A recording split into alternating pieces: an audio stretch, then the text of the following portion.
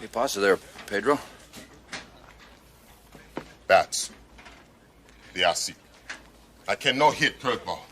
Straight ball, I hit it very much. Curveball, bats are afraid. I asked Jobu to come. Take fear from bats.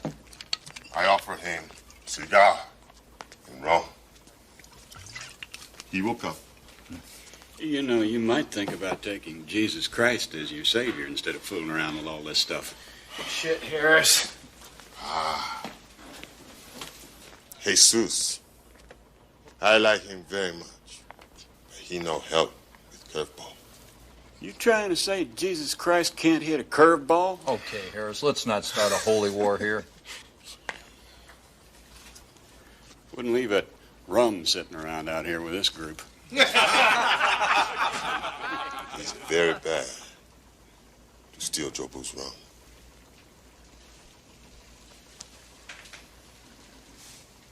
He's very bad.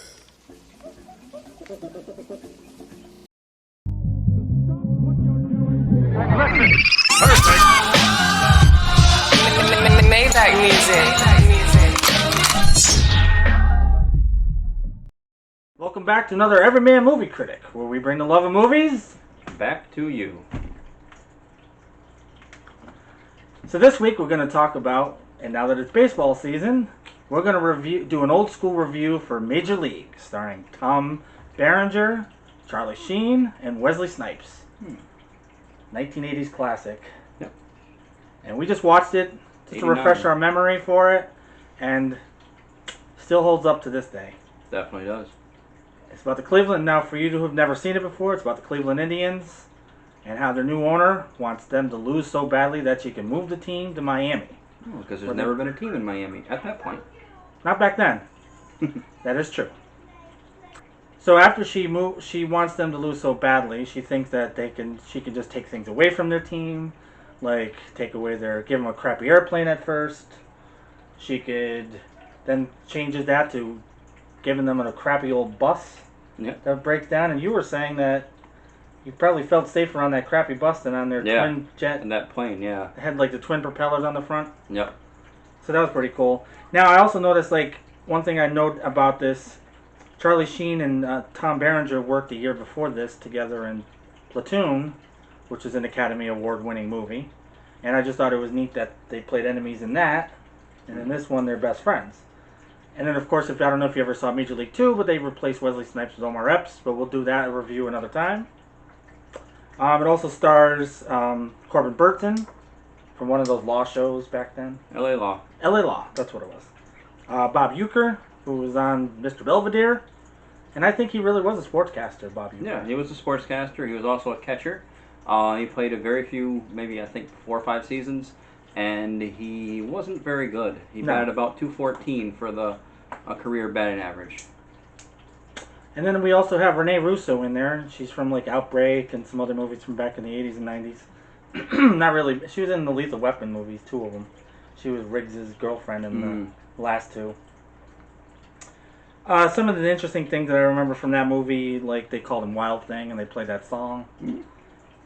And they played Wild Thing, when it came out. Kind of like Ricky Vaughn. Ricky Wild Thing Vaughn.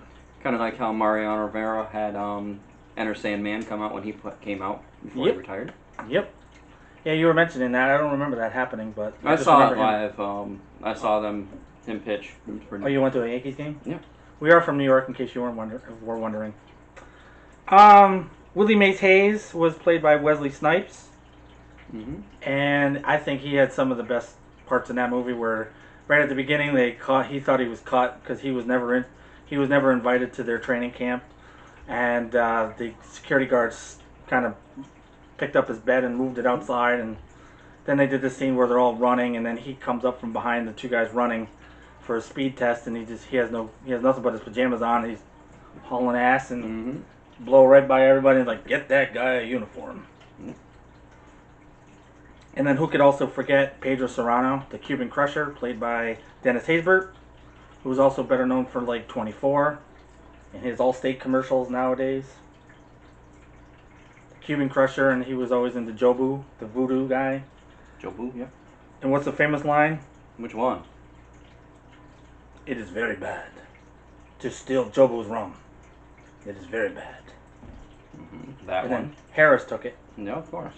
What other line can you think of that you were From thinking? him? You don't hit for me now. I say fuck you. I do it myself.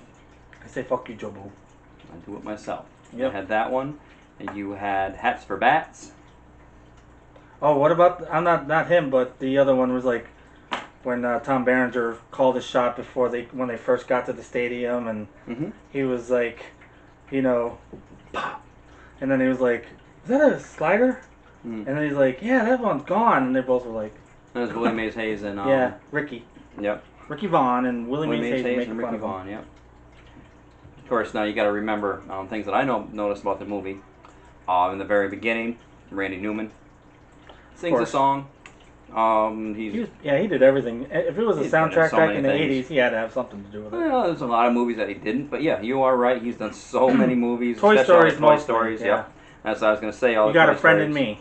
And another thing that I enjoyed watching in that movie is the Japanese groundkeepers. It's like Yeah, these shitty. shitty. They're still shitty. And then they're like at the end, they're pounding, cheering for him. They're not bad or something. They're no, they didn't say anything. They're just pounding, cheering for everybody like they're they want the Indians to win, of course. Lou Brown, by all means, he's one of my favorite. Every parts of time it. you pop one up, you owe me 20 push-ups. Mm-hmm. The one thing that I like the best about him though is when Corbin Burnson comes up there and Roger Dorn, and he goes and he says that in my contract I don't have to do any unnecessary calisthenics. And what's Any he do? calisthenics that I don't find necessary. Yes, I didn't have to say the exact quote, but yes, that is correct.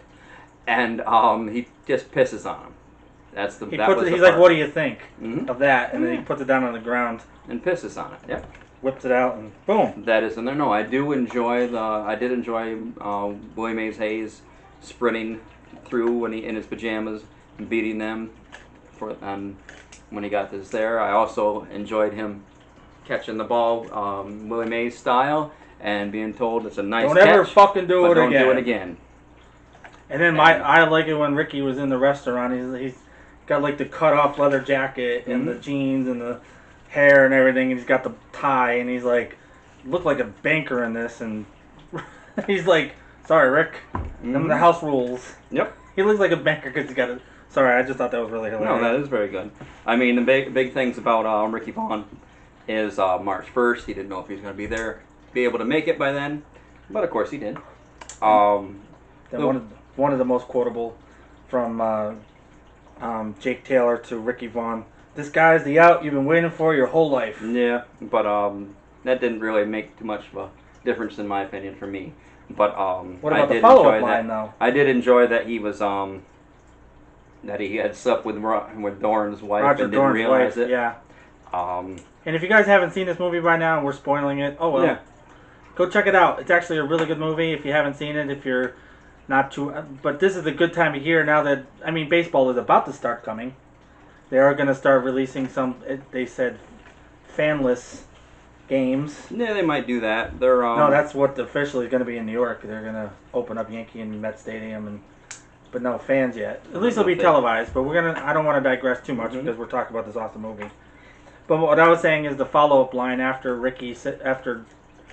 Jake Taylor tells him not to, this is your best, this is the out you've been waiting for, Roger Dorn comes up. You think he's going to beat him up. He takes the ball from him. He says, let's cut to the bullshit. Let's cut to the crap, Ricky. I only got one thing to say to you. Strike this motherfucker out. Roger Dorn was, of course, known for tanking his plays. He did that earlier in there. They said that he could hit, but he can't field, and he was proving that, and they had to stop him from doing that. So he was actually a good player. Yeah, this is our R-rated review. Sorry, guys, this is not one for children this week. Yeah. Eddie Harris, of course, one of my favorite quotes from him is that Jobo needs a refill. Bartender, Joe Boo needs a refill. Mm-hmm. And then he gets clocked in the head with a bat. Yep. Because it is very bad to steal Jobo's rum. Yes. It's very bad. Lou Brown, when we do the second movie, there's going to be some better quotes from him. That's, of course. It's either a leg thing, or a whatever thing, or a heart attack thing. Mm-hmm. Whoever said a heart attack, he keels over. That's part 2. Check out part 2 too. Part 3 is good. Scott Bakula takes over as the coach of the team or the manager of the team. That's in part 3. Yeah, part 3. That's what I said. But part 3 is actually about the Twins and nothing to do with the Indians. Twins farm team. Yep. And the Twins major league team. Yep, because Hog. And one thing that I did notice in this one, Haywood, who is the major guy from the Yankees. Oh yeah. He's not in part 2. But Parker becomes the bad guy in that, basically. Yeah, he was the catcher for them at the beginning of the movie, and then they trade him because Roger Dorn owned. In the sequel, Roger Dorn owns them, but then gets into financial trouble. He has to sell the team back to Rachel Phelps, and then she trades him to save some money. Yeah. Because they had no choice; they couldn't afford him anymore because he was their best player. Yeah. But if you guys like the Bad News Bears, movies like that, any of those crappy teams that become good at the end. And this one doesn't really have any real payoff. I mean, other than beating the Yankees. I mean, they didn't win the title. You never know. You don't know what happens because they did do in part 2. They tell you that they didn't make it to the World Series. Yeah. Or they lost the World Series. But at the end of this movie, you don't know what happened. They made it to the playoff. They make it to the pennant race. Yeah, they won. They got because back then, the American League and the National League was split up into 2 instead of where it is now, and there's more teams can make the playoffs now. Back then, you had 2 teams make it from the American League, 2 teams from the National League, and because they were in the same division as the Yankees at that time, they actually had to beat the Yankees to go to the playoffs, and then they lost. But we didn't know that until part 2. So definitely check out part 2. Mm-hmm. Now these videos we're just doing like a little shorter. We're just old school reviews. They're not going to be like our longer. We're going to do those again in the future. But right now we just want to do some old school reviews, get them short videos out there for you guys, just to get a quick fix. So you guys have something to tide you over while we're waiting for baseball. We're going to do other sport ones. So let us know what you think about the new ones and the new videos, the type of videos we're going to be doing in these for the next few weeks. What's funny though, it's not too far from August, and that's when football starts. Yep. So in August, look out for our Any Given Sunday or anything, all those football movies from the 80s, 90s, 2000s, whatever. We got 3 of them that we like. You definitely have Any Given Sunday. You got The Longest Yard. Well, we can do that too. I was thinking about the funny ones though, like The Replacements and Longest Yard's funny. Adam Sandler? But, yeah, Adam Sandler's awesome. Check out one of our videos with him. Yep, check out our video. I'm going to leave I'll link the link above. It's not there yet. Oh. I know, he keeps looking for that. But anyway, alright, so if you guys like this review, and you like our video today, you want to see more great content, make sure you subscribe. Varsity Blues is the other one I was talking about. Amen. And don't wink at me. Hit the like button. And subscribe if you haven't. Turn on notifications. And leave a comment below of your favorite scenes from the Major League movies or other baseball movies you'd like us to talk about in future videos. Actually, just tell us what your favorite quote is. Yeah, tell us your favorite quote from that movie. Is any of the Major League movies. All 3 of them. I was just going to say with this one. Okay. But whatever you guys feel like. If you want to put quotes about part 2 or part 3, by all means. Please, yes. If we missed a quote that you liked, we want to hear it. There's a lot of quotes that we didn't touch. That's what she said. No, I don't think that was in there. All right. Leave a quote or a actual comment if that was in the movie. Or if you like The Office and Michael Scott. Anyway, all right. So we'll catch you guys next time.